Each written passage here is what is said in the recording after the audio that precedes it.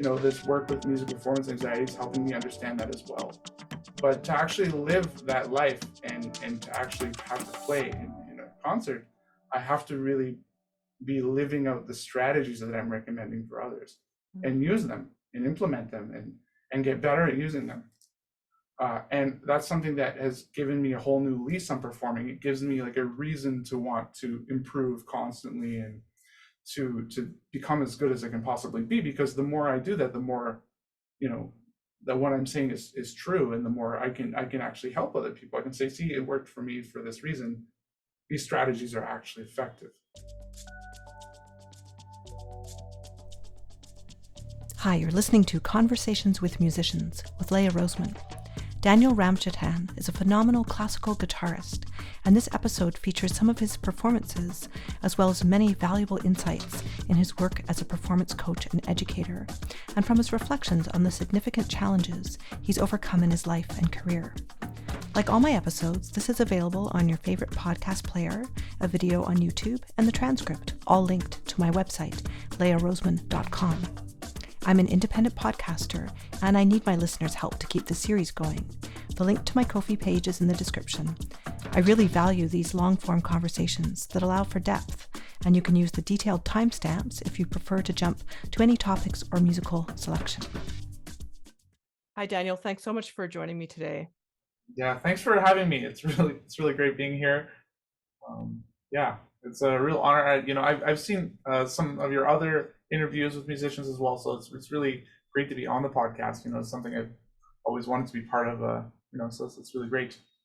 Well, you have such an interesting story, as well as being such a beautiful player, and I know we're going to share some of your music a bit later. And I'm just can't wait to dive into the whole music performance anxiety thing, which has been such a huge thing for me. But if we could just start more at the beginning, because you experienced some real challenges growing up in terms of your musical education and everything. Yeah,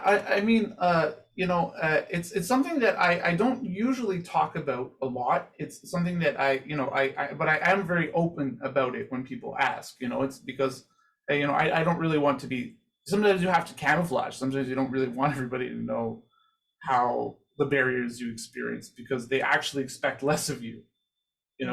So that's something that because they know the stats. The statistics say that you're not supposed to have a schizophrenic mom and then become a classical guitarist. It's not allowed to happen. You're not really allowed to be grow up in a co-op or anything, housing. We see a lot of minorities and people from all kinds of different gender minorities and different sexual minorities, minorities from all different walks of life, but they're almost all rich. They almost all, not rich. I mean, they're almost all middle class, right? At the very least. So it's very, very rare when musicians are actually from an actual lower class background with no property or anything. This is a very strange world. And it's something that I didn't really think was weird until I got older. I think when it really hit me hard, I was starting to get an idea. I started to see some patterns. I started to feel like I was a little bit different in terms of my background, when I came to music school, because there were obviously cultural differences and stuff.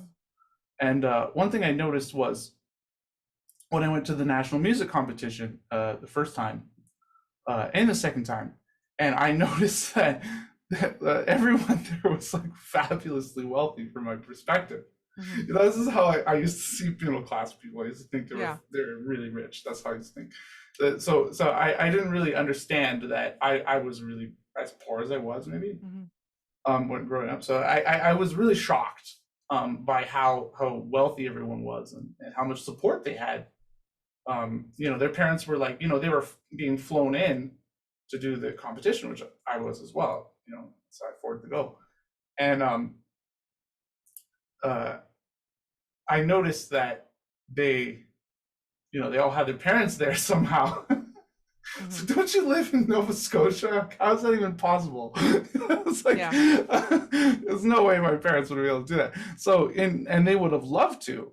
They would, and I think that's what I was very lucky for. That's something I'm very grateful for. My parents were very dedicated to me realizing the ridiculous dreams that I had And then also being like responsible enough parents to like not make me as aware as I could be of my situation, to not say, you know, you can't do it because of this situation. There's no way you're gonna ever make it work. Yeah. This is not true. I mean, this is not what they did. And so yeah, there's like a price to pay to be that kind of person. You have to be kind of psychotically obsessed with music. I mean, I think I'm a healthy, well-adjusted person otherwise in my current life, but you know, I might describe myself as unhinged for a lot of my life. Yeah. You know, like, you know, just really just people would say like, what are you doing? Get out of my way, I need to practice. I used to be this kind of person, and I had to be like that in order to get anywhere. And I think it's unfortunate that it had to be like that, but I'm glad that I can, you know, I've, you know, any relationships I've damaged or things, I've worked hard to repair those.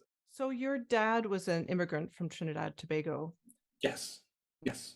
And he felt like you could do this, but you better be the best. So there was like a certain pressure. He's incredibly supportive. So he's always been like a cheerleader or whatever. He's always been like there for me in all kinds of different ways. But he is very, you know, he's working class guy, and he doesn't say things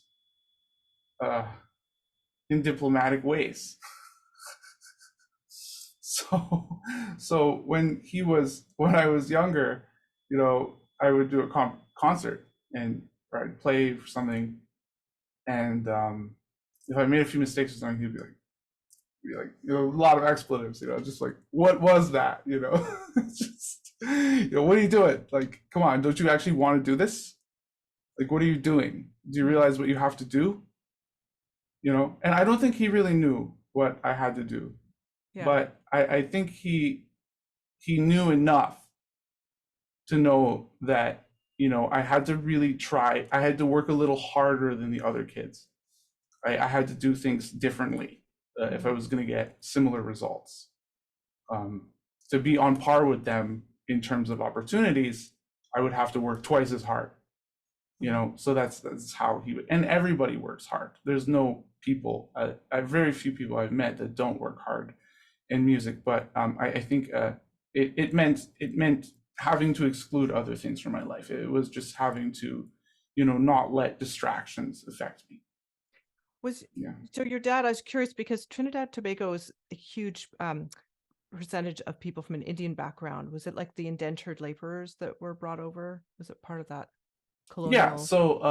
Yeah, so it's part of it was from the former British Empire, and they gained independence in 1962. So my dad actually was born a British citizen. When he became older, he was like 3 years old, I think. not older. They got independence, and so my grandfather, I guess, was worked in the sugarcane. But he actually made a life for himself, like a quite nice life for himself, and he's really on all sides of my family one of the most inspirational people that I've ever met. He's kind of the reason I became a vegetarian and all these other things. So he spoke Hindi, he learned Sanskrit, he could read it fluently, and he was a very, very interesting person. He was a devout Hindu, and he came to visit us in Canada at the age of about, I think he was in his 80s at that point. And when he came to visit, he had never left his island before. He never left Trinidad, which is surprising because he was quite a cultured person. And he came to Canada just to visit my dad, and then he ended up staying with me and my mom, even though my parents were divorced. And he spent like a month with us, and I saw his life, and I had always wanted to be vegetarian, and so he kind of talked to me. I said, "How do you do it?" And he said, "Oh, I just don't contribute to that." And I said, "Wow, that's a great idea." So I just decided, you know, I'm gonna do that. So yeah, Trinidad is a very interesting place, and Trinidad is a really like a truly multicultural society, and because of the size of Trinidad, you know, it's about the size of Hamilton. Okay. not really very big. It's not very big. Because Trinidad is so small, and there are so many different communities that coexist. There's a Jewish community, there's a Muslim community, there's a Hindu community, there's a Christian community, and they're all actually forced to kind of integrate. They can't actually like be separated from each other or live in silos where they don't acknowledge each other's existence. So they celebrate Diwali, they celebrate all of the different, Ramadan, they celebrate all of these different events, and many Muslims go to Hindu schools, or Hindus go to Christian schools, and so on. And so this is actually a lot of cross-cultural pollination. So if you talk to most people from Trinidad, they'll be able to tell you a lot about every world religion and tell you some really compelling arguments from all of the different perspectives of those different religions. And I think that's a very fascinating thing. So that's something I always really admired about Trinidad. And so my dad grew up in that environment, and so he was able to find the classical guitar through his British teachers, and he thought that was a really great thing, even though he never learned it himself. And so when I was younger, he just had this, maybe this is a white supremacist construct or something, but he thought, this is the best type of guitar. And I don't agree, but that's what he thought. And so he said, I think you should start with classical guitar. And so that's how I started. And I became kind of serious about it very quickly. I read your dissertation mostly, and wow. One of the things that came up that it was interesting is Segovia being a tyrannical teacher. And also when I was doing research on him, that he was quite racist about flamenco music and wanted to 100% eliminate it from the guitar repertoire. Yeah, he said one of his primary goals in life was to save the guitar from the hands of the flamenco guitarists. Yeah. And this is really like I mean, Segovia, before I have to say this caveat, because I do have the unpopular opinion that we can separate artists from their beliefs sometimes, and I think that what he accomplished for the classical guitar was special. He did offer something. He did make it a concert instrument. He did convince, we have schools for music all over the world, and every major conservatory has, with some very notable exceptions, has a classical guitar program. And that's because of Segovia, and that was one of his primary goals in life. Yeah. So, I mean, that's a meaningful thing. And he still, by today's standards, he has done some impressive things in terms of, his understanding of color and all these different things. And he was denounced for a while, and now we're starting to understand his perspectives in some ways, and in terms of his technical abilities and things. And it's coming back, in some ways, but also we see him for the man he was, and we see the flaws in his approach and his pedagogy and his ideology, which was strongly influenced by Franco's Spain, which was a fascist dictatorship until 1975. And so Segovia was an avid supporter of Franco, and he harbored a lot of his kind of neo-colonial views. He believed that he could bring back Spain and bring back Spain's glory from the times when they were, so he really had that going on. And so the flamenco guitar to him was this kind of, he was not able to understand how they perceive the world. But now we know that flamenco guitarists, any guitarist worth his salt, any good classical guitarist worth their salt, will spend some time with flamenco guitarists and try to understand what they're doing, because their technical achievements are incredible. They're able to do things that, their scales, their approach to sound, their so many of their technical abilities are far above the average classical guitarist, even when someone has only been training flamenco guitar for a short time. So this is something that, we all need to learn a little about. And that piece, Catharsis, on my album, is written by Raphael Weinroth-Browne, who studied flamenco guitar. He never studied classical guitar. I mean, we know him as a cellist, and anybody in Ottawa who knows Raph, or anyone around the world for that matter who knows Raph, will know him as a cellist most likely. But he is a multi-instrumentalist, and so he wrote the piece from the perspective of a flamenco guitarist trying to introduce it to classical guitarists. Mm-hmm. And this is fascinating, because even when I first approached it, the opening of it is it's like, we're using rasguados and things like this, and he would always say, no, you have to do it like this. And he would always show me how to do rasguados better, things like this. And he's a very, very good guitarist. Daniel has shared a track from his album, Inspirations, New Music for Solo Guitar. Later in this episode, there are 2 more of Daniel's guitar performances, including a video for those of you watching. Check out the timestamps to navigate this episode. This first track is the first movement, entitled Ire, from Catharsis by Raphael Weinroth-Browne, who is a previous guest of this series and is known worldwide as a versatile and powerful cellist.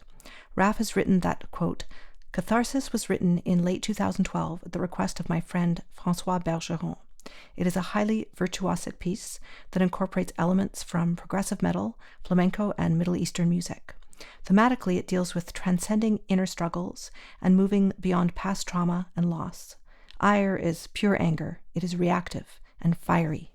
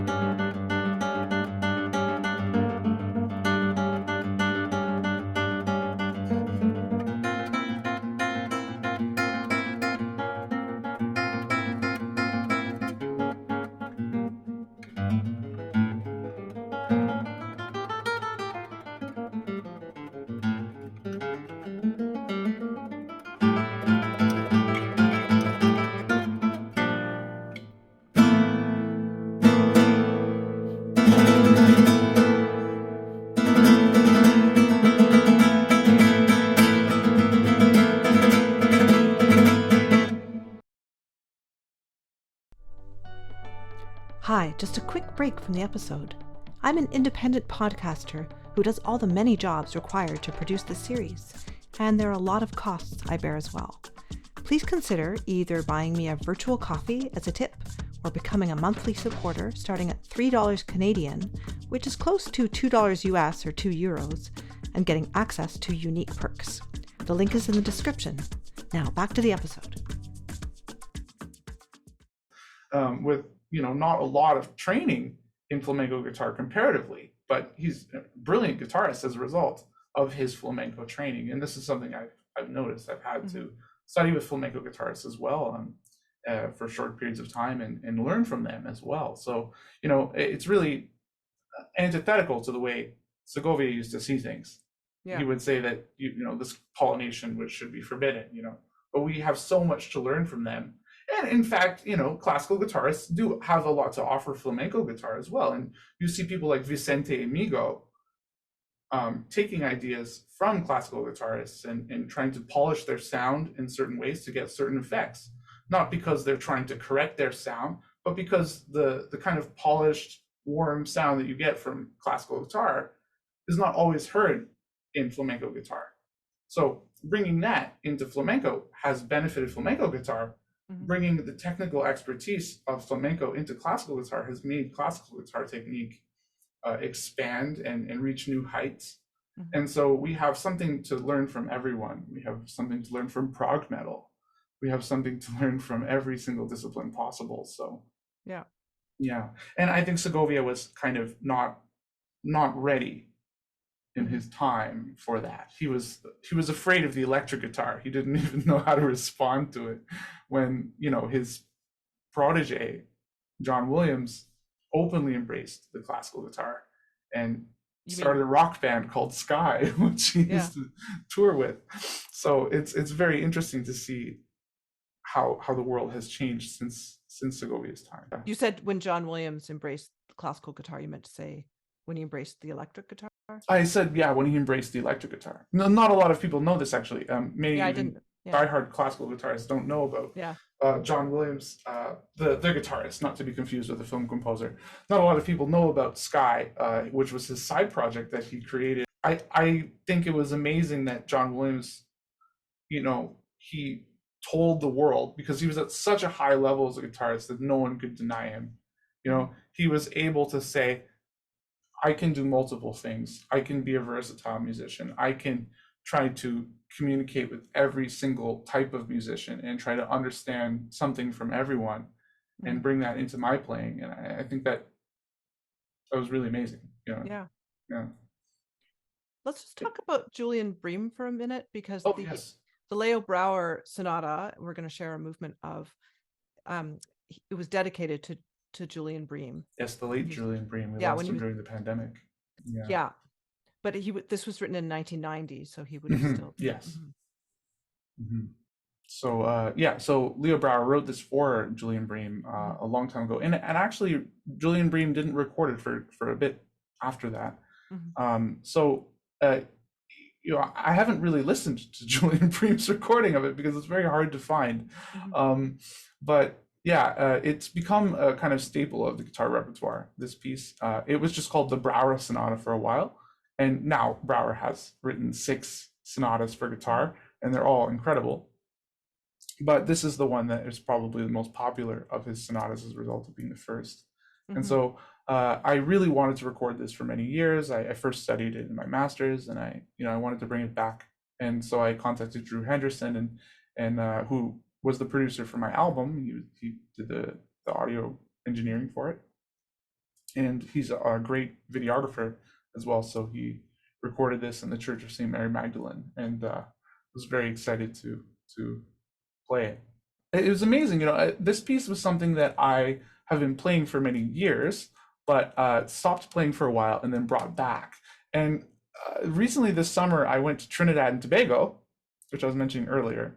And I went to a place called Carillon Swamp, which is a beautiful nature reserve, and it has a bird sanctuary in it. And they have the scarlet ibis, which is the famous Trinidad bird. They have flamingos there that were there when we saw them. It was amazing.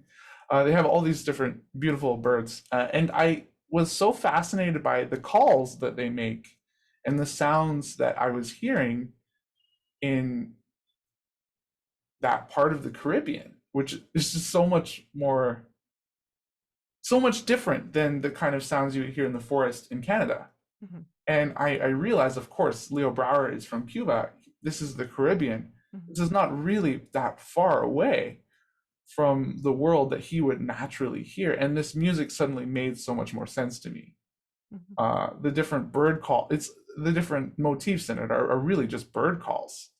And it kind of reminds you of Messianic moments for that reason. But there's a lot of beautiful things. He intersperses these Cuban rhythms with these bird calls in it. It's beautiful. So yeah, so it's ironic, all the movements in this work they have odd names. The first movement is called Fandangos y Boleros, these are different Spanish dance genres. Mm-hmm. And then the second movement is Sarabanda de Scriaben. Yeah. And the third movement is Toccata de Pasquini. So it's they're all written in this style, but with Brouwer's unique language. And so I think it's very well done. It's a great mm-hmm. composition. Here is the Toccata de Pasquini, the third movement of the sonata by Leo Brouwer, performed by Daniel Ramjattan. You can find the rest of the sonata on his YouTube channel.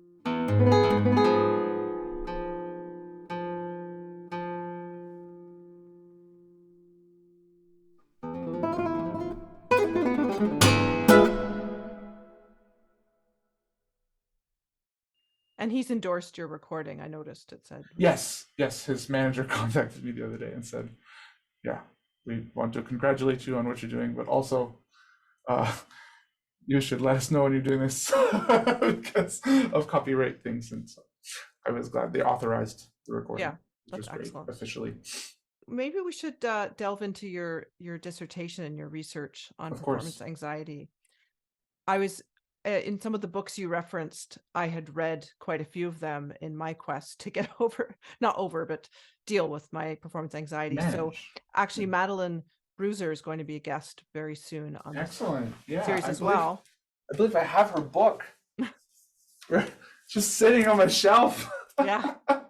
So that's funny. Yeah, of course. Yeah. The Art of Practicing. Yes. And Gerald Klickstein, I'd actually tried. I reached out to him with no answer. I was hoping to have him too, but that book I think is really great. Yeah, he's less active these days, but that book is an incredible resource for anyone who wants to understand music performance anxiety, because it's written from the heuristic perspective of a classical guitarist and musician. It's not really directed at classical guitarists; it's for musicians, and it's just really one of the most useful resources you could ever have as a musician, I think. So it teaches people how to approach ensemble playing for gigs and just be organized. It teaches people how to make a practice journal, very basic things. But the discussion of music performance anxiety was probably the most comprehensive discussion of it that we saw in any of the guitar literature written by classical guitar professors. That was what my dissertation found. That was what I was focusing on in my dissertation. So yeah, he has a really deep insight on that from many different perspectives, from a scientific perspective and a heuristic perspective. Could you remind me of the title of the book so people know? Yeah, it's right here. Musician's Way: A Guide to Practice, Performance, and Wellness. Although when I was reading it, I remember when he was talking about choosing appropriate repertoire so it's not too difficult. So you have things you're performing that are kind of in your wheelhouse. And I thought, you don't know what it's like to be an orchestra musician. You don't get to pick anything. Of course, it's a totally different thing. Yeah, that's challenging. That's a really challenging situation, because for many orchestral musicians, they're probably thrown into situations that they're not nearly prepared for, and then they just have to adjust. And so they never really get that comfort that they would get as at a different level. And so you see, actually, that's very consistent with the research, because we find that undergrad musicians tend to experience more prominent music performance anxiety compared to professionals, which is not really that surprising in some ways, but it's partly that professionals have gotten a handle over the repertoire, and they more or less know the really challenging excerpts, having had to do auditions and all these different things. So it's more approachable for them. So the actual component of music performance anxiety that's preparation related is dealt with. Whereas if you ask someone to prepare something that's far beyond their level, they're going to get anxious as whether they have music performance anxiety or not. I mean, that's just an anxiety-ridden activity. I mean, that's the definition of stress. It's, you don't have enough resources to accommodate the task. Right? I just wonder, Daniel, if there's a little bit of attrition going on there because just so many people end up dropping out or do something different. So Yeah, I mean, the people that they're checking who actually are successful enough to be working professionally are the ones who succeeded at dealing with the yeah, processing. 100. Yeah. Yeah, 100%. There's a survival bias for Yeah. sure, and we don't really know um, what people who have the most powerful examples of music performance anxiety or the most prominent or debilitating forms of performance anxiety. We don't always know how they approach it because they may have just left the field.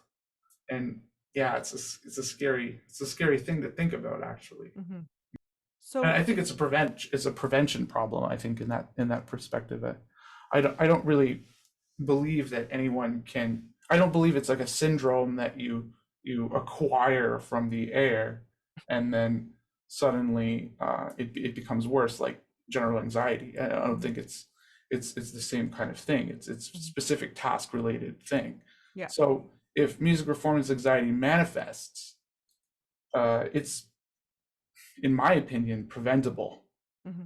And there are many factors that lead to music performance anxiety, which range from teachers, which range to mindset, range from parents' influence, range from all these other things that happen at the very first music lessons. And we also see that some of the most ambitious, aggressive players, just this is something I've noticed, the most competitive players, they tend to be uh, riddled with music performance anxiety because they're always tackling repertoire that's above their level. And this is a challenging situation because when you see an ambitious student like that as a teacher, you always want to help them. You always want to, help them realize their goals. But sometimes they take on more than they can chew and they become overwhelmed. And this is challenging too. If they're aiming for perfection, but if they're, you know what I mean? It kind of depends on the goals of the student. Mm-hmm, if they're exploring music as a really fun hobby and they just want to play their favorite pieces, even if they can't quite handle it technically, that's a different mindset than someone who really wants to perfect it, right? Yeah, for sure, for sure. And I guess one of the challenges of my dissertation is that I focus on people who are doing an undergraduate in music. So a lot of those people are going to have professional aspirations in one way or another. Yeah. In a different way that you might experience in a typical music studio, or with an older student that you work with that is just really passionate about music and is learning it as a hobby, like you're describing. Yeah. Yeah. Mm-hmm. If we could just circle back a little bit to your life, I have to say, I hope a version of your dissertation could be published one day that's less academic and more, you have so many of your personal stories and insights. That would be amazing. Anyway, your story about when you went to do your ill-fated master's in Florida. Oh yeah. If you could share that. Oh, I was living on borrowed dreams for a long time as a classical guitarist, and I don't know how I survived with no money for so long. It was basically loans and grants and things, and just odd jobs and bizarre admin work and things like this. It was not really like I could afford to even be going to music school. I mean, I was drinking one coffee a day and just hopping on the bus illegally. Don't tell us OC Transpo, but these kinds of things. And so when I went to Florida State, I was like, I'm going to go to the United States and study. I remember my girlfriend at the time, who I was dating, she thought this was a crazy idea, and she was right. And she said, what are you going to do? Are you going to have a job? Like, what are you going to? You don't even drive. Like, I was like, oh, I'm gonna ride my bike, it'll be fine. Like, didn't really learn anything about the local culture. I visited for my audition. I didn't really know anything about what I was getting myself into. And I also didn't appreciate the culture shock that I was going to experience between northern Florida, which is different than southern Florida, and this part of Canada. I really was not ready for that culture shock. I kind of assumed that the cultures were more or less gradients of each other, if you know what I mean, like not that different. I would expect a culture shock going to Japan, but not Florida. Whereas the opposite is what I've found. Yeah, when I traveled there, I had to get a visa to go to the U.S., which you need to have like someone claim that they have $20,000 in their bank account, and a very kind woman from Stratford who had seen my concerts, who I'd never actually met before, but had seen me play many times, actually very kindly just said, I can sponsor this person. I can just, she didn't give me money to go, but she just said I can allow them to go. And, so I went, and against all better judgment, and I stayed for a semester. And at the end of it, I applied to like 40 jobs, and I got a job finally that was on campus that I was allowed to work on. It was Dunkin' Donuts. Anyway, I went there, and they called me, and they're like, "Oh, we want to give you an interview to come and work for Dunkin' Donuts." And this was December, and I had applied for 40 jobs about at this time, and I decided either I'm going to go back to Canada with the little money I have left, or I'm going to hope to the Lord that I can finish this program by just working at this job and just scraping up enough for the second semester, and then somehow getting my tuition paid and all these things. And they brought me in, and I had the interview, and they're so patronizing. They're like, we just want to give you a chance. like we see where you're coming from, and we just want to give you a chance. And I think this is our time to to have you come in. And I couldn't believe that I was doing this as I was doing it. You have this kind of out of body moments where you watch yourself acting in a way, and you're surprised that it's happening. But I literally was talking to them, and I said, you know what? I'm wasting your time.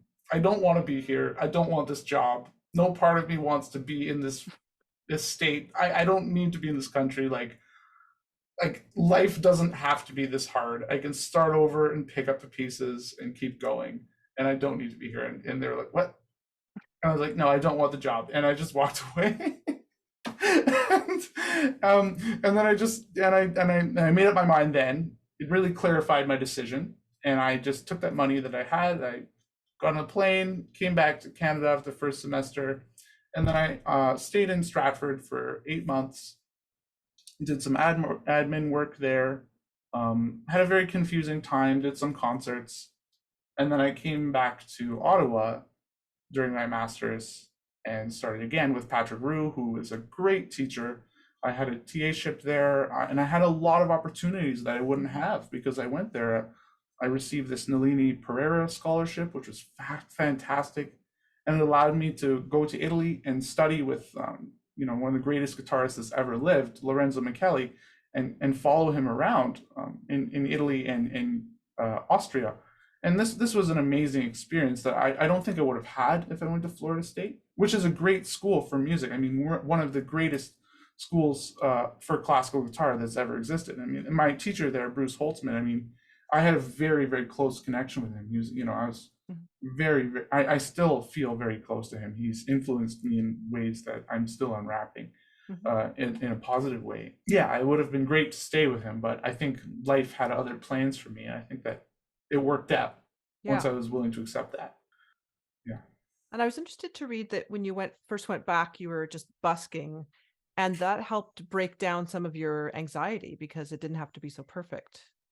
Yeah, I mean, there's something that I noticed was that when we go to music school, and this was something I by the way, I had been busking like when I was in in high school. I was busking regularly in the summers because there's a large busking scene in Stratford, and it is actually predominantly by classical musicians. Busking by the festival and by the Avon Theatre and the Stratford Theatre and the main plaza in the center.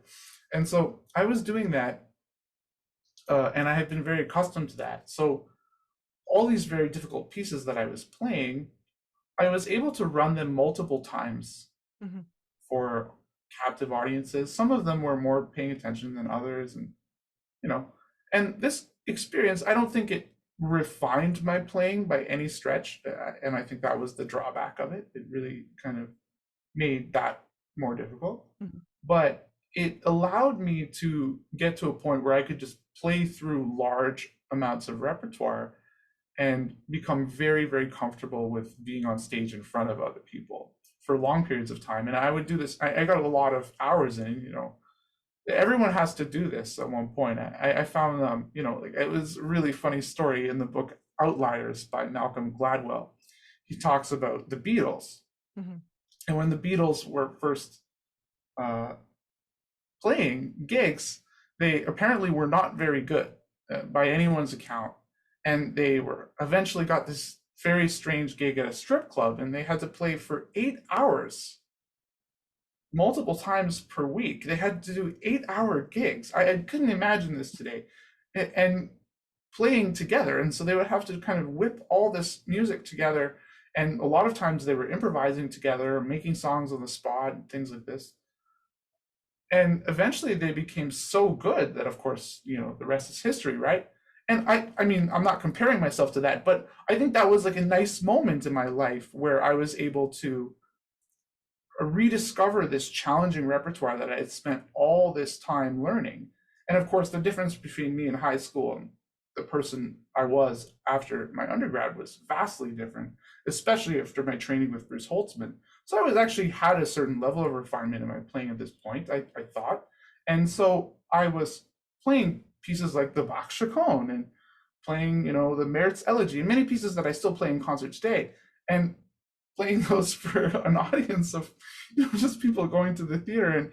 And so sometimes people would come by and say, well, what are you doing here? Why are you doing this? You're not like a little kid playing Twinkle, Twinkle, Little Star. It's not, but I thought it let me connect with all different types of audiences, which was very nice.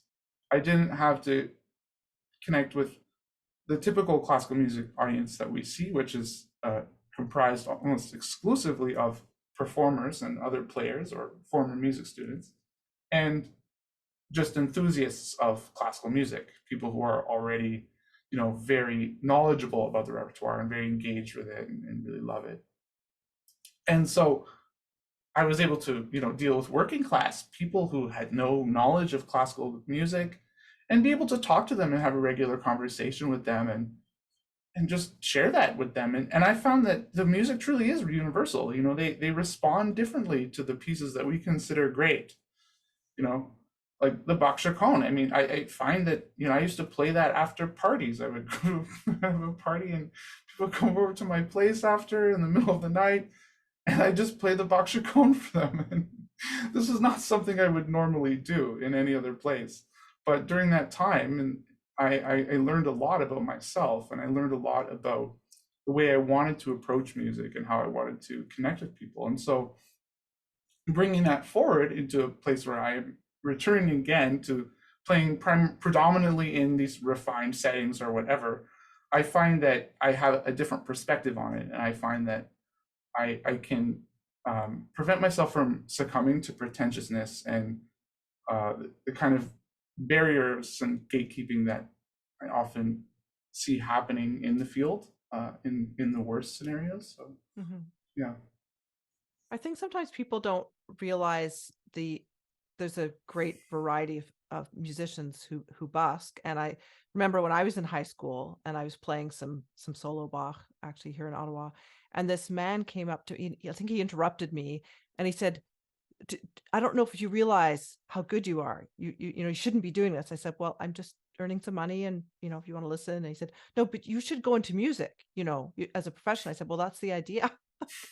We had this little discussion. He actually gave me a pretty nice tip at the time, but I was just his attitude was kind of weird. Yeah, I know. And I saw one older man who was a person who had been following my life for a long time, who I greatly respected, who was very, enthusiast of the arts, came up to me and he's like, playing on the street, huh? Just walked away. I've never really had that before, but that was a funny moment. that I will not forget. And I think that was a portrait of the gatekeeping that we see. I don't think the gatekeeping is related to standards. I don't think it's related to these sorts of things. I think it's related to communities, and I think that's where it's truly problematic.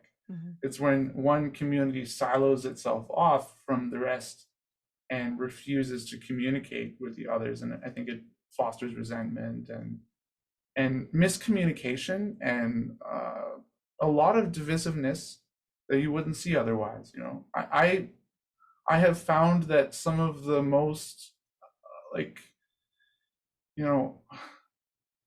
unpretentious people I can possibly find really love classical music when they listen to it. If you just play it for them and don't try to make it this thing that they have to worship. Mm-hmm. They really enjoy it because everyone understands emotion. Nobody doesn't understand emotion. Mm-hmm. So if you just play with passion and you play with feeling, and I think people respond to it, and it doesn't matter what their background is. It doesn't matter where they come from. And that's what I noticed. I mean, from my background, I'm being told that what I'm doing is for like a class that I've never been part of, that I've never been really connected to, like this kind of rich upper class society that I was never really a part of. I was adjacent to it in various times of my life as a result of classical music, maybe, but I never really was connected to that world. And I'm being told that I'm part of that, and it's not true. It's just not true. So yeah, it's very interesting. So another one of your recordings we're going to share is actually by your wife, the composer and percussionist, Yes. Naoko. Can you say her last name? Tsujita. Yeah. So there's two gamelan inspired pieces. I thought we'd share number 2. Yes. Is there other of her music that she's written for guitar that you've played, or? Actually, this was her first piece that she wrote for classical guitar, and she hasn't written anything else yet, but she's writing another piece for a great guitarist named Jelica Mijanovic, who is here in Toronto, guitarist from Montenegro. And Naoko is a great musician by all rights, and she actually never wrote this piece for me. She wrote this piece originally for James Rennick, who is a classical guitarist who recently moved to Montreal.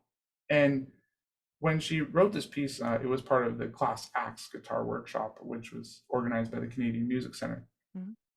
And Naoko is a real gamelan enthusiast. I mean, I think she's a kind of metallophone enthusiast. She's obsessed with everything that's bell-like. And she's not very talkative in general, but she will talk for long extended periods about bells of any kind, and she's very, very connected to Indonesian gamelan music. She plays regularly with the Evergreen Gamelan Club here in Toronto, and so she's done many different things with the gamelan, and she also plays the Carillon as well. So she's most well known as a composer for the Carillon. She's won numerous awards for her Carillon works.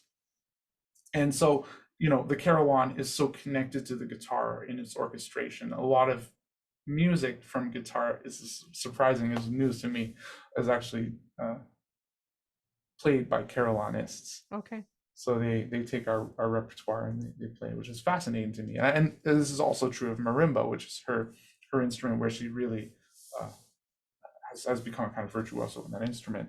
So so she naturally wrote for guitar in a way that was just very authentic and idiomatic without really having to try that hard for it. And anyone who's a composer will tell you that that's a very difficult thing to do, to write idiomatically for guitar without being a guitarist. So yeah. I thought it was a very successful composition. I was really happy to play it. So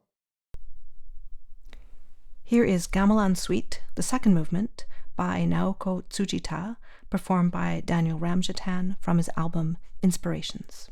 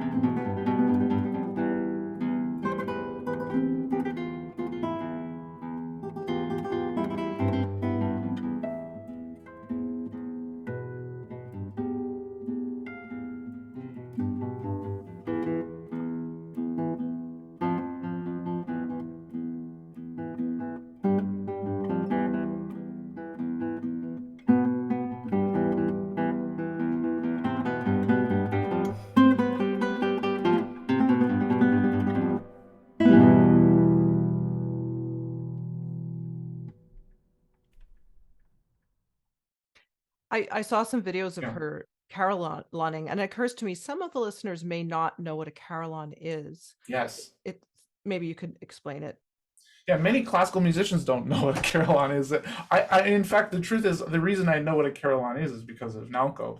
So a carillon is one of the most prominent carillons in Canada is actually in Ottawa in the Peace Tower in Parliament, and it's a giant bell tower that has at least 22 bells, and they have a keyboard that's connected by wires and pulleys to these clappers, these balls that are connected to different bells. And these bells are very, very large. So the lowest bell, the lower the note, the larger the bell, is about 3,000 pounds, 3 tons. It's amazing.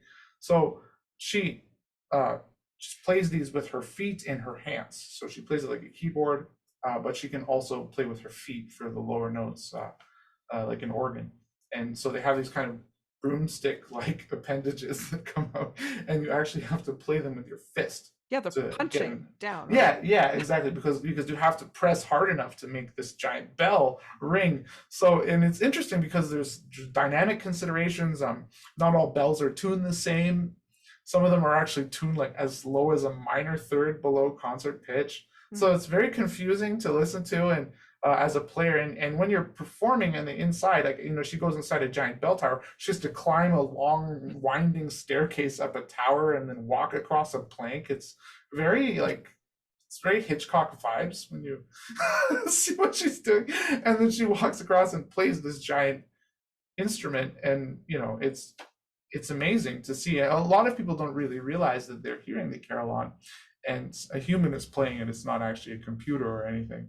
So yeah, she plays all kinds of repertoire on the carillon, many of her own compositions, but pieces by, you know, Baroque composers, Romantic composers, modern composers, and everything in between. So it's really amazing. Yeah, I grew up in Ottawa, so I think when I was younger, I had the opportunity to see the Carillon in action. I say this because then I think, was it a video? No, I think it was, you know, I think I got to see when they were actually performing. And then I did my master's at Indiana University in the States, and they have a Carillon there, so people study. And I remember walking across this quad or something and people practicing, and it just sounding terrible, because if you miss, of course, it's quite.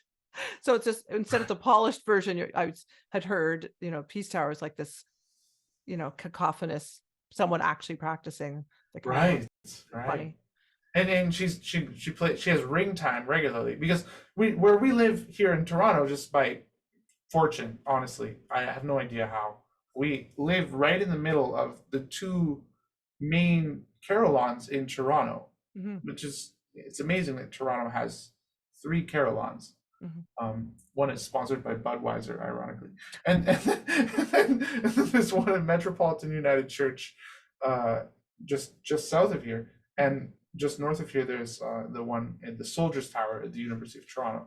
So she regularly plays both of those carillons, as well as her teacher does, and it's amazing to hear her play it, because she's very, very good at it. She's gotten very good at it so fast because she was already a great musician when she started. So she's been playing for 5 years, and the language of music was already very well known to her. So when she just had to figure out the technique, and she's really become a kind of rising star in the carillon. It's amazing. Yeah.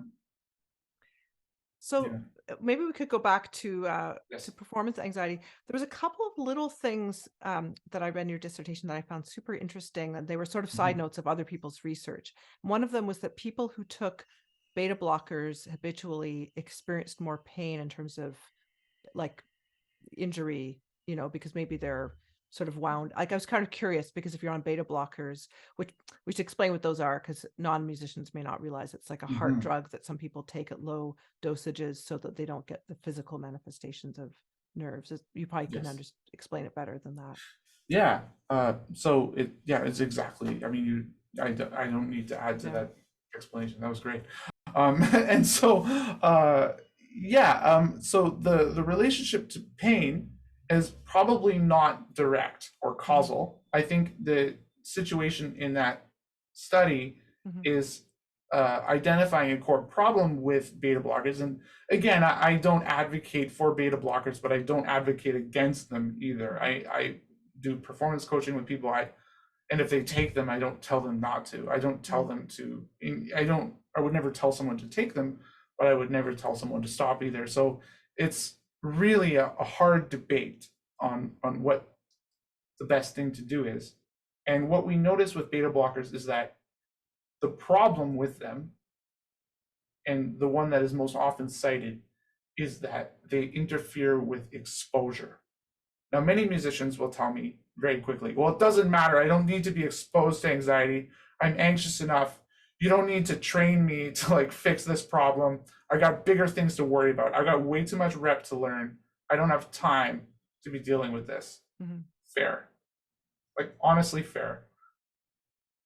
But if you are interested in getting to know what your anxiety has to say, if you are interested in getting to know what it can teach you about the way you respond to stress and the way that you react to stimuli, then beta blockers can interfere with that process, because you have to fully experience the feeling and notice it without judging yourself in order to desensitize yourself to the fear. Just like any phobia. I mean, and we wouldn't do that all at once, of course, right? I mean, if someone is afraid of spiders, we're not going to just say, oh, okay, well, the way I'm going to fix the problem is just throw you in a room full of spiders. It's not going to fix it at all. What you do is you start very slowly. You actually start with images, or even having them imagine that they see a spider in front of them, and how just they will naturally get the feelings, and then gradually you lead them to have a picture of a spider just kind of far away in the screen. And eventually the spider is closer and closer in the image, not a real spider yet. Eventually you graduate to actually, at the final end of the treatment, you probably have a real spider there, and the person can even hold the spider, which is not something I'm not even ready to do. So with music, exposure goes in a similar way. So beta blockers interfere with that process because they don't allow you to fully experience the physiological sensations. Now, if I'm able to go to a caveat about the physiological sensations that we have, including the cognitive sensations that we have when we experience music performance anxiety, it really, to simplify it, it's really exactly like a tiger attacking you, right? If a tiger is attacking you, or you see an animal in the wild that is attacking you, your body is going to respond in a certain way. It's going to, your heart rate is going to increase because you have to be able to run. You might need to escape. You might have a fight response, like I'm going to fight the tiger. That's probably a bad idea. You're going to have a flee response, like I should run away from this tiger. It's probably faster than you. Or you might have a flop response or a freeze response. Freeze response is like, I'm going to pretend the tiger doesn't see me. And that's where our muscles tense up. The flop response is, I'm just going to play dead because there's no other options. And this is what happens when sometimes people experience cataplexy and stuff when they play, which is very rare. But you'll see people like vomit, and they'll do, Horowitz used to vomit before going on stage. This is partly a flop response, because you're just, this is a kind of thing that happens. So anyway, when we have these kinds of responses, these are called arousal responses, and they can happen in varying severities, as we just said. But what's very fascinating about these arousal responses is that you can respond exactly the same way that you would when a tiger is attacking you, versus when you see somebody on the street that you haven't seen in years that's like a good friend of yours. When you're having a great experience watching a movie, or you're really excited about something, or during sex, or during all these positive experiences in life, they can feel exactly the same from your body's perspective. The difference is that when we experience music performance anxiety, we have a negative interpretation of those arousal symptoms. So the same symptoms happen when we're excited. Like I'm talking to you in this interview, my heart's racing a bit because I'm excited to be talking and to be here. I'm pumped up about this, right? But I could experience the exact same symptoms and say, oh no, my heart rate is increasing. This must mean that something bad is going to happen, because we've created that association. But it doesn't intrinsically mean that. It's a subjective interpretation of arousal symptoms. And it becomes particularly powerful when we try to escape the feeling. So often you'll see people become desperate to make the feeling stop. Like they have to just stop the piece and escape.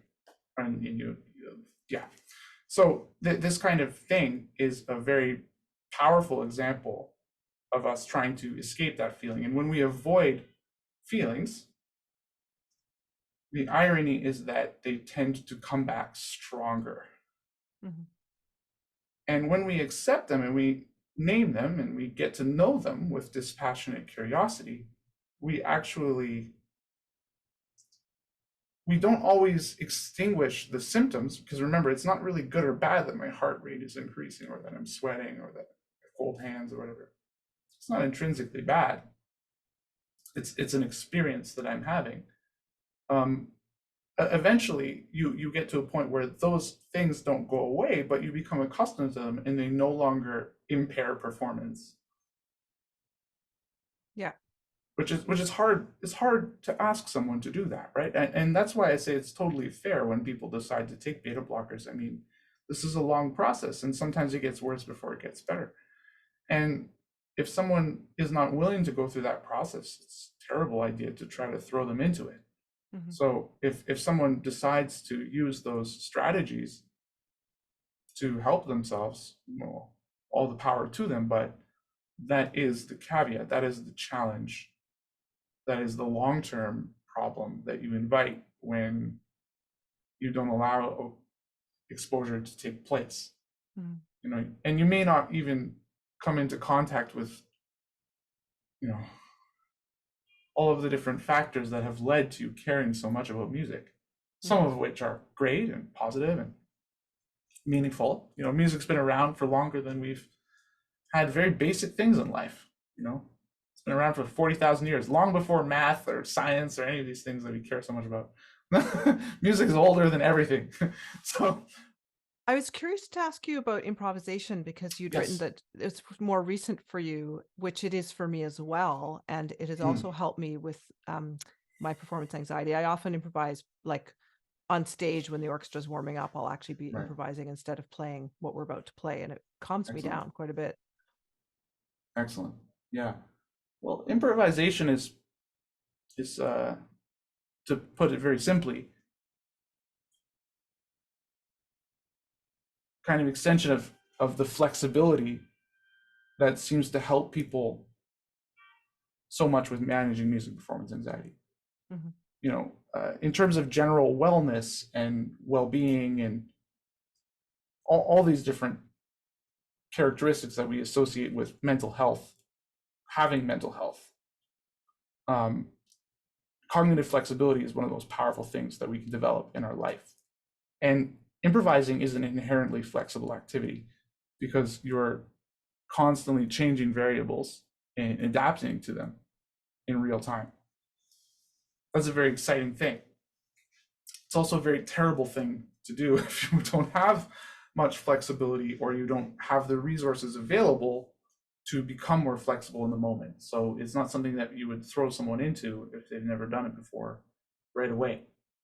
If they're very reticent towards improvising, it's very good to just start from a very simple scenario with very few variables. So, with my students, I try to just give them like 3 notes and have them improvise over those 3 notes while I play chord progression underneath, or to just play open string basses while they improvise over just a few notes. And I have that little appendix at the end of my dissertation where I have these little exercises that I give students to help them improvise or introduce them to improvising in a more fixed way.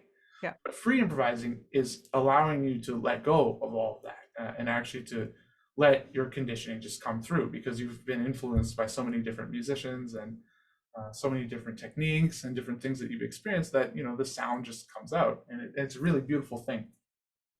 So it's not very nerve-wracking for me to improvise at all compared to playing a piece, which is kind of the reverse of what I had before.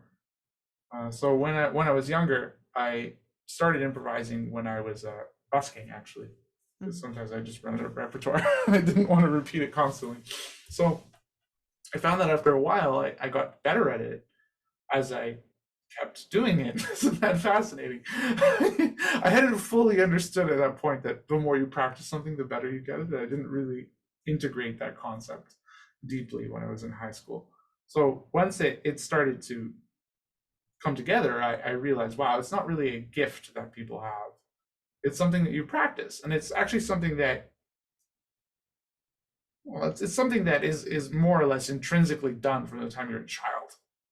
You see children, which kind of contradicts my statement that it's not a gift, but the idea is that it's something you can increase your skill with. But when you see someone who is a child, before they're socially conditioned to understand what is good or what is bad or what is a nice sound or what is a bad sound, they will just hit objects. They'll try to make percussion with all kinds of different toys. They'll play with bells and all these different things to make sounds. And those sounds may sound disjointed or atonal or whatever to us, but from their perspective, they're often in a moment of deep focus that you don't normally see from children. If you watch them when they're improvising, there's a lot of great studies on children with improvising. You watch them during this process, and it's disturbing to see the level of focus that they have. It's really like nothing else exists. I'm curious, have you posted any of your improvs on your channel? Yeah, I have. I actually did an improv at a concert not too long ago, and I posted it on my Instagram.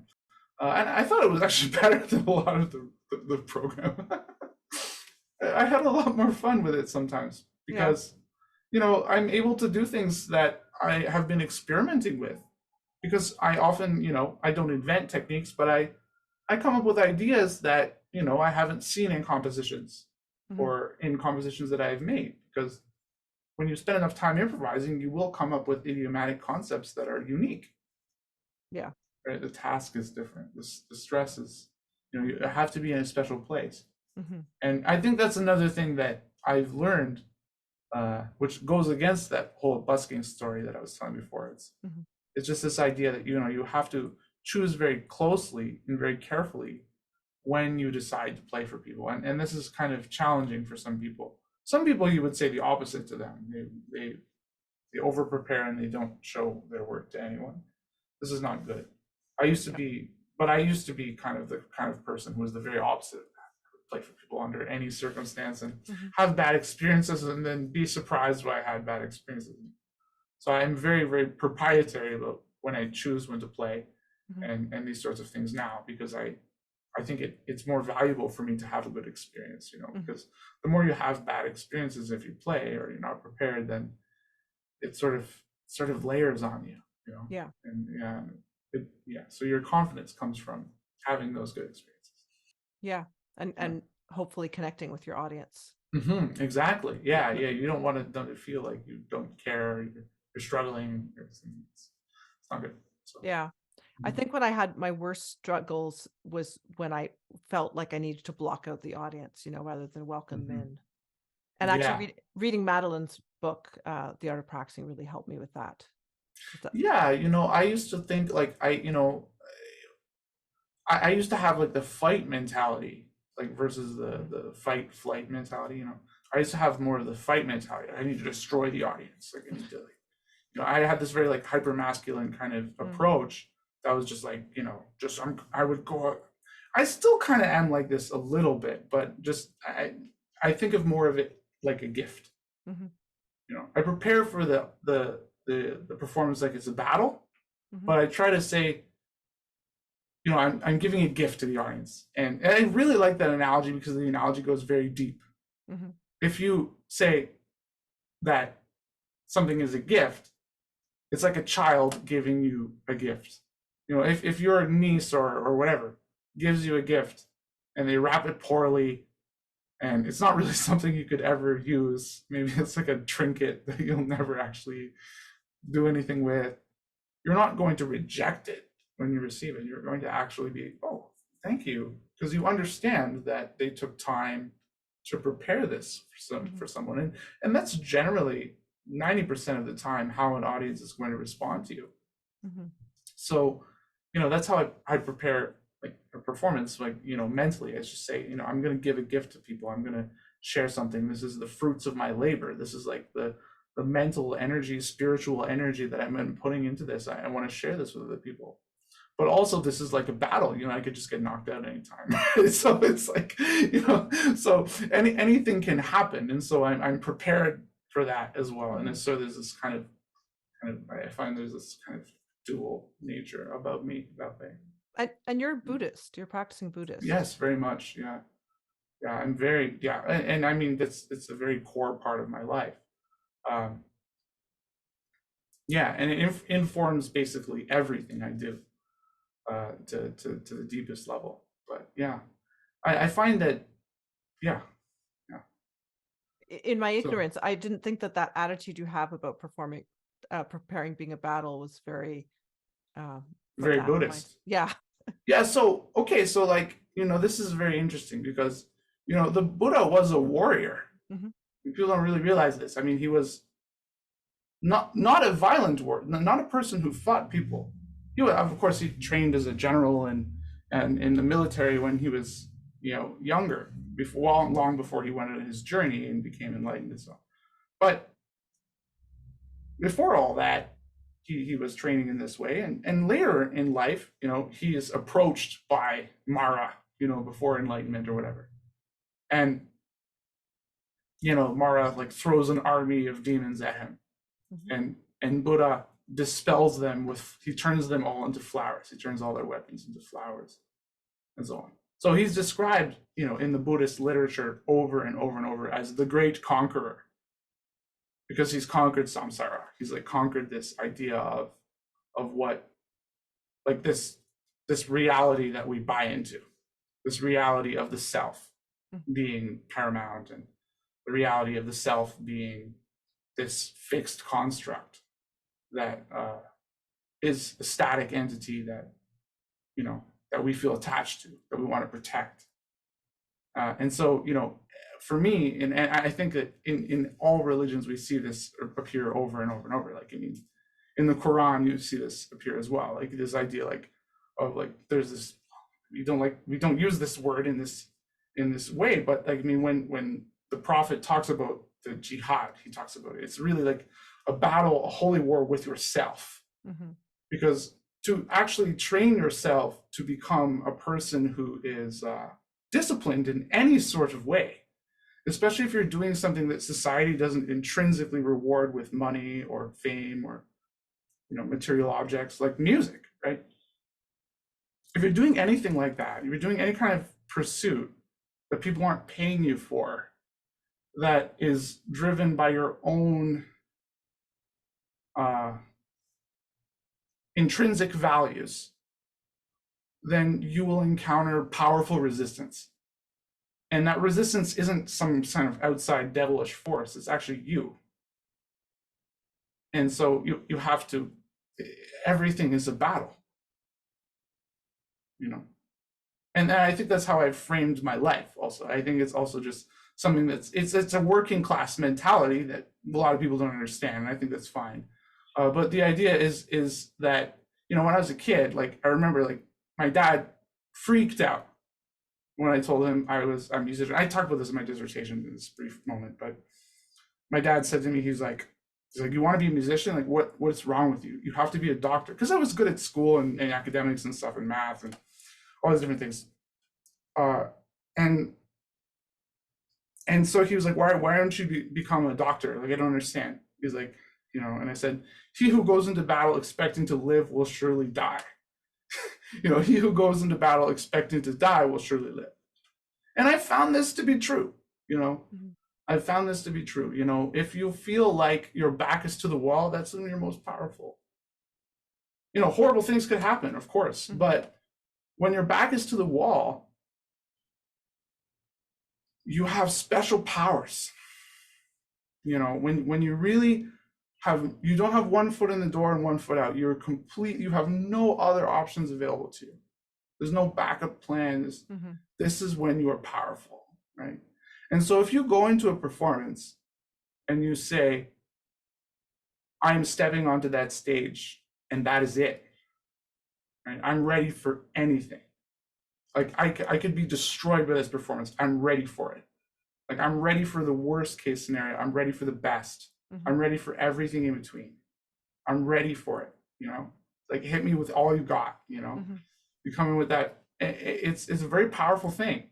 It allows you to be fearless, because you're not trying to protect the self. You're not trying to protect this thing. I think it's very interesting. I use kind of, violent analogies sometimes when I talk to myself about these things, because and you'll see anyone in my friend group will see me say these kinds of things a lot, but I wouldn't necessarily say that to every client that I work with or every coaching client, because some people, everybody responds differently and everyone has different associations with those ideas. But I do find it very fascinating to see how people respond to those kinds of constructs. It's like if you think about life as a dragon to be slain, it's like, wow, that's exciting. It's like scary. It's terrifying, right? It's like, oh my God, so many horrible things happen, but I'm going in there and I'm gonna fight a dragon. That's really exciting too. And so that's how I approach life. Daniel, you've done a lot of martial arts. Is that? Yeah, for sure. That informs it as well. Yeah. Yeah. What are you presently doing in terms of martial arts? So I have a karate instructor that I work with, who's one of my best friends. He's a black belt, and I just do karate with him. I'm not interested in getting belts or anything like this, but I do this, and I was doing Muay Thai for a while, and I'm secretly I kind of closeted. I guess I'm uncloseting myself here, but I'm kind of a kind of low-key MMA enthusiast. I'm very obsessed with these kinds of things. And this is surprising. People are like, oh, you're a Buddhist. You shouldn't watch that. You shouldn't do this. But no, what they do is amazing. When I see two people go into a cage and I see them, do the scariest thing. I mean, they're in front of all these people. They have performance anxiety just like we do, if not amplified, in profound ways, because they are preparing all their life. They have to condition their body in a certain way. They have to do all these things, and then they have to fight another human being who's fighting them, and then and the crowd is cheering and all these things, and there's blood and it's horrifying. And then at the end of it, what really is amazing to me, at the end of it, they all say, they're hugging each other and they're saying congratulations, and they're shaking each other's hand. This is impressive to me. This tells me a lot about the best in human nature. That's if people were doing that more often instead of actually fighting for real, the world would be better. And I think that this is something that has helped my life a lot. Just being able to find the fight inside myself and not be able to, deny it, not be able to say that it's the evil part of me or something, but to actually look it deeply in the eyes and see, we all have a destructive capability. We all have a part of us that we don't like or we're afraid of, that we're not willing to acknowledge, but it's there. And if you come into contact with it and you look it deeply in the eyes and you actually accept it, then it can't hurt you. It loses its power. But if you allow, I've been through so many horrible things in life, with my upbringing and all these things. And I carried a lot of anger when I was young, but martial arts has helped me really. The irony is violence has helped me, to let go of that, to actually see that, this is a part of my existence, and it's okay for me to be this way. As long as I can control my body, I can work hard to control my mind. I can do the best I can and just look unflinchingly at my opponent, right? Then I won't be affected by rage and all these things that happen, you know. Mm-hmm. So I guess this interview is getting quite intimate compared to anything else I've ever done, but that's really the truth that I feel. Yeah. So Wilfrid Laurier, where you're a professor now, you're teaching a course on performance anxiety. Is it just sort of a general first-year course, or is it more of a seminar?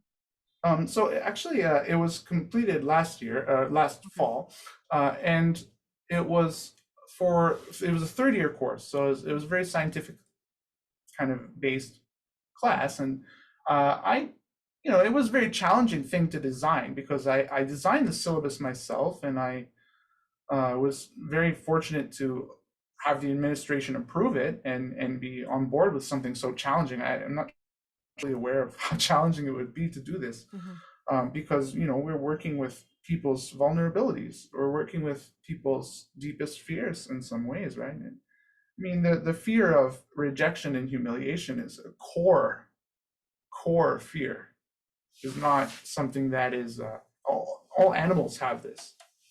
In fact, if you try to laugh at your dog when they do something silly, they will respond. It's a horrible thing. The fear of humiliation is a deep, deep, deep intrinsic feeling.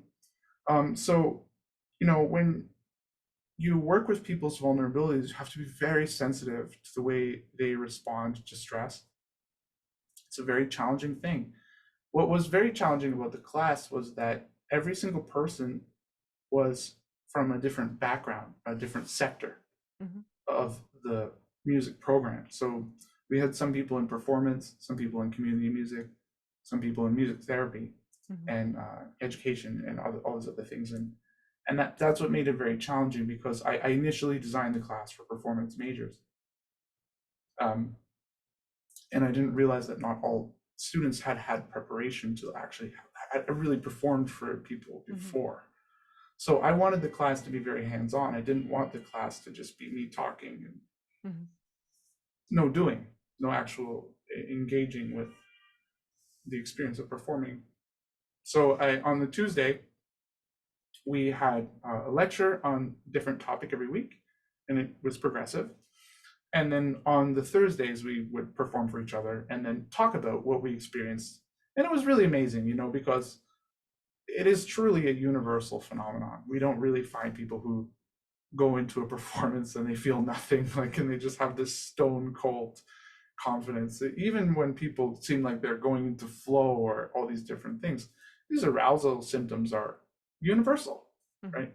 So they're having those even when the performance is going, at top level, or even when it's going poorly. People are always responding in kind of with similar themes that we see repeating over and over with variations.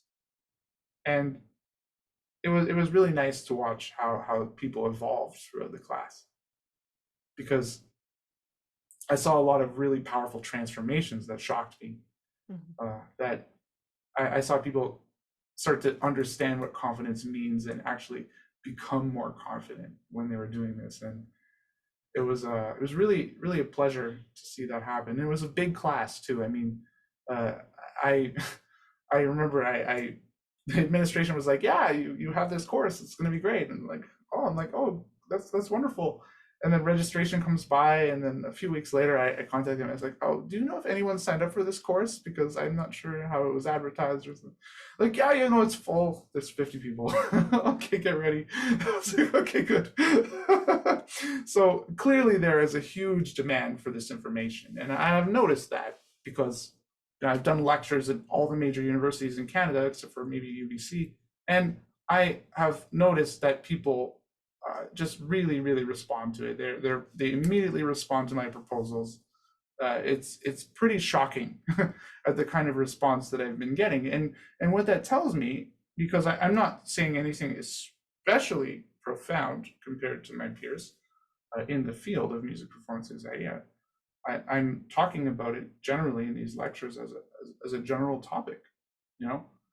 What I'm finding is that there is a deep hunger for this information because it's not being discussed. And I think the reason it's not being discussed is because teachers feel that it's a wrong thing to do, to discuss music performance anxiety with their students. Like it's a boundary that should only be crossed by a therapist, but you're a coach. And when you see a sports when you see someone in sports coaching their team, they're working with people's minds. Yeah. This is supposed to be physical, but of course it's always mental, right? So we have to be engaging with that. And of course, if someone experiences trauma or they experience adverse symptoms like psychosis or things like this, you have to refer out. You have to know, like, I mean, this is where my wheelhouse ends, and this is where other professionals are qualified to do this. But when we're talking about the universal phenomenon that is music performance anxiety, if that is true, what I'm saying, and what I'm saying, that's a pretty radical statement, but I mean, it's not, I'm not the first person to say it. Diana T. Kenny, the world's leading expert on this, has said the same thing. She's described it as a universal phenomenon. If it truly is true that is a universal phenomenon, then this is definitely in the wheelhouse of musicians. Yeah. Right. This is something that is actually, as I mean, it's foolish to have this kind of distinction between technique and musicality. But I mean, if we are to think of a music lesson as addressing these core ideas, technique and musicality, well, there's a third thing that's obviously being missed, and that's the psychology of performance. That's the experience of going up there, and it's that gap between what you did in the practice room and what you did in the performance. And yeah, and that gap is something that we learn to address in one way or another if we get to any kind of level as a player. And sometimes it feels more haphazard than others, and so everyone feels like it's a kind of random thing. And I think the most common answer that I get, which is not entirely, it's really not incorrect. I mean, this is really how musicians approach it, because this is what they know. They say, well, make sure you technically know it flawlessly in the practice room, and then when you go in, then you'll be able to do it. And that's true most of the time. But what can often happen too is that we get on stage and we know it really well, but the doubt sets in. It's like, do I really know it though? Are you sure I know it? And then we talk ourselves out of actually knowing it. And this can happen, anytime with people. If I could do this, we can do this with any kind of thing we find confident, right? So most people, like 99.99999% of the audience who's going to watch this, is going to be able to hold a spoon, for example. Like, they're going to feel pretty confident about holding a spoon. Like, you're going to say, can you hold a spoon? They're going to say confidently, yes, I can hold a spoon in one way or another. And are you going to think hard about holding a spoon? Probably not. You're going to feel confident. It's going to be below the threshold of difficulty for you. And so you're going to do it in a way that you may not even notice the spoon is in your hand. Now, if you take that level of confidence and you apply it to performance, if you bring the piece to that level, that's great. But what about that spoon analogy again? I mean, what if I saw you holding a spoon and I said, Leah, the way you hold that spoon is kind of weird. I don't know. Are you supposed to hold a spoon like that? You're going to, what? And all of a sudden you're going to be analyzing yourself. You're going to say, yeah, well, maybe the way I am holding, I don't know. And you might find that you have like some minor impairments in your ability to use a spoon for a moment as that confidence gets affected. And the irony is that we don't have to have another person do that for us, although we easily can. We usually have ourselves doing that. Mm-hmm. We're kind of saying, oh, you can do it with someone's walk. You say, oh, you ever notice you kind of have this weird thing when you walk? So people will suddenly, even though they've been walking their entire life, or using their legs or something in some sort of way, they will find, suddenly it's a challenge. And this is what we do to ourselves when our preparation is large. So how do we deal with that self-doubt, that judgment? That's really what music performance anxiety treatment is about. Yeah. So it's that gap, and that's what teachers can do. They can train people to have that confidence and hear that voice and be able to look that voice in the eye and say, hello, voice, I see you. I see what you're trying to do. I see how you're trying to help, but I don't need you to be here right now. I don't need you on the field with me. We've got this, So for your clients who aren't your students, like when you coach for performance anxiety, are you doing it over Zoom? Yeah, always over Zoom. Yeah, Yeah. Because I find it's much easier that way. And but if I do have there's students at Laurier, I mean, my students, I mean, we inherently incorporate that into the lessons, maybe with less intensity or focus on that particular thing. But of course, that's a core part of my pedagogy would be. And when we address that, it's always unique to the person's instrument. I've worked with different instrumentalists, like violinists. Like I was working with a French horn player the other day, a violinist also, and I find that they all have idiosyncratic approaches to music performance anxiety, but it's really the same concepts appearing again and again. And I think the most difficult thing for young people is that they play repertoire that's too hard, and they don't understand the fundamentals of what they're doing. And the fundamentals is something we work on for the rest of our life, but just really being able to approach simple tasks and being able to do them with a level of ease that we hold a spoon. We often think that I have too many notes to learn for me to worry about how to just do this major second really in tune. It's not, so I think that's the challenge. Might be interesting to wrap this up with, I'm just curious in terms of balancing your life, because you're a performer, you're teaching at the university level and presumably private students as well as coaching. And how do you keep balance in your own life so that you can get through each week? Yeah. Well, my life's not that hard. Okay. Like I'm not a coal miner. That's hard. Yeah. That's like really hard. Like my life's pretty good. Like I play music for a living. I make all my money from music. I mean, what can I expect? I mean, it's great. So sometimes I get a little stressed out, but I'm very grateful. And I think that's the most important thing. I remain very grateful for what I'm doing. And just remember, put things into this perspective. Like, dude, you play guitar and you like live in Toronto playing guitar. That doesn't make sense. How, that's a lot to be grateful for. I mean, maybe I should expect more, but I think that that's a very, very nice thing that keeps me grounded. Just to remember, that I'm just a person who plays guitar, and to be grateful for the fact that I'm able to do this and not have to work in a grocery store like many people who I know, who I respect, who are struggling, to have to work in jobs that they hate, to experience bosses that hurt them. And I see my students, some of them are wealthy, and they come in and they hate their jobs and they hate their lives sometimes, but they love guitar so much.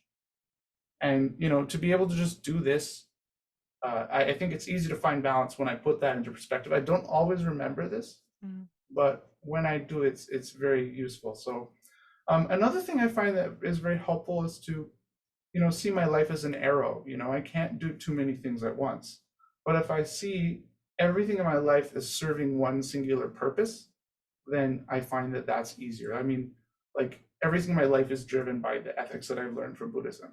Everything in my life is driven by this.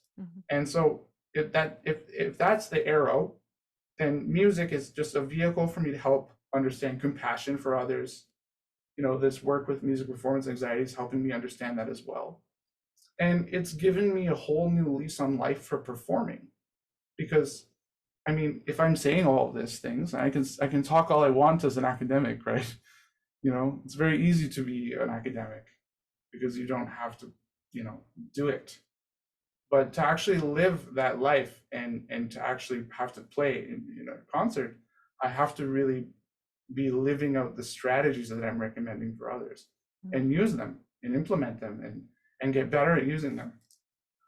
And that's something that has given me a whole new lease on performing. It gives me like a reason to want to improve constantly and to become as good as I can possibly be, because the more I do that, the more, that what I'm saying is true, and the more I can actually help other people. I can say, see, it worked for me for this reason.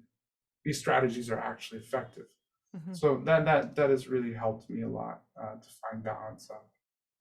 But in other things, I mean, I just love learning languages. I love learning all these things. I'm learning Japanese. I've been learning Japanese for many years. I just try to spend time with people, talk to people a lot, spend time with people I like, and just try to work out.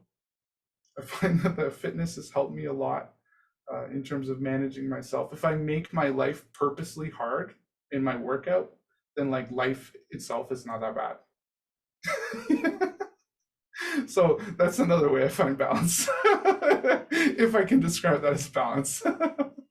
Yeah, I agree with all these things. They really resonate strongly with me. Yeah. It's been really inspiring talking to you today. Thank you so much for Thank you, Leah.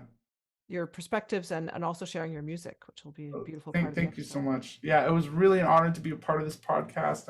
You're doing great things with all these diverse musicians that you're talking to, and it's just amazing to see the perspectives that you bring out of people, and you're very, very good at interviewing. You're able to get the really deepest part of people out very, very effectively. So I really enjoyed being a part of that, and thank you for having me.